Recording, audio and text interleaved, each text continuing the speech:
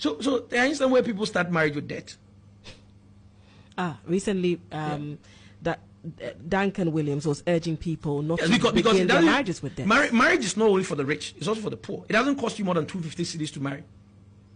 Yeah, it don't cost you more than. If you don't want to do the razzmatazz that comes with it. The razzmatazz is not a compliance with the law. It's because you want to satisfy your social ego. You want to satisfy your religious. It has nothing to do with the law. When you go to AMA, it's around 650 cedis. You can marry. When you go to KMA, it's around 250 cedis. You don't need all that you need. You don't even need the whole bride's groom. You take 2 friends, 2 people. You go there and you sign. Because marriage is not only for the rich. The power person should be able to marry, just as the rich person should be able to marry. But you have decided to add all these things that is scaring young people from marrying, especially because the responsibility society is placed on the men. Okay, so on the average, if you tell a woman today that I have 250, let's go and marry, I'm very sure that less than 2% or 1% of women will be willing to just go and sign without any ceremony, although the legal implications are the same. So while people think about compliance with social aspect, religious aspect, cultural aspect, the legal part, most people don't give a toss about it. And that's where these things that cost. So legally, in Kumasi, AMA, the last time I cross-checked, you don't need more than 250 cedis to go and sign on a civil. Yes, it's not expensive. Really? Some of that, it's not expensive. It is you hiring and buying food for people.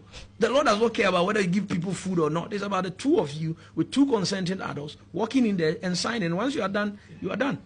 So in essence, if you need to get married under 1,000 cedis, you should be fine. Of course, you should be able to marry less than 1,000 cedis. You can use this your dress that you have dressed.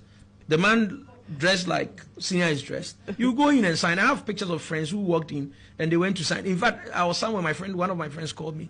Child, I'm going to sign. Where are you? I said, meet me for here. We just go and sign. That's it. Just like that. Just like that. It's not complicated. No refreshment. No, nothing. It's not. The refreshment is not part of the law. No pre-wedding photos. It's not part of the law. Wow. No DJ is not part of the law. Rings are not part of the law. No couple. Bible is not part of the law. No first couples dance. That's not. It's all part of the law.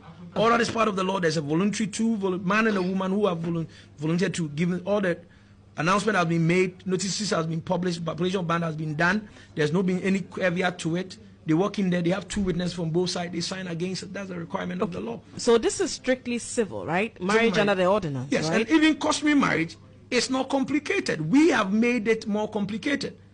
When our parents married, there was not all these fanciful things around it. It's about payment of the dowry, the payment of the bride price.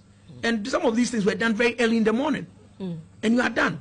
This whole thing about changing yourself 3 or 4 times is not part of it. This whole thing about sharing towels when the lady is coming. This whole thing about having a kente all over was not part of it. But we need to look good.